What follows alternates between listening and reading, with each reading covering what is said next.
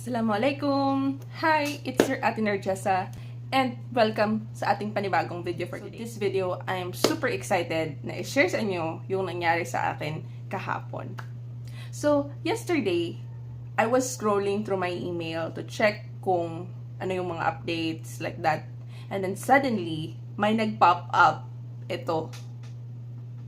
Sabi daw, I earned $29. Wala naman akong ginawa. Okay, What? hindi to a get-rich scheme. Okay, a get-rich quick scheme or ano. This is really true. Nangyari sa akin to kahapon lang. And I don't want to gatekeep this. I don't want to gatekeep this with you guys.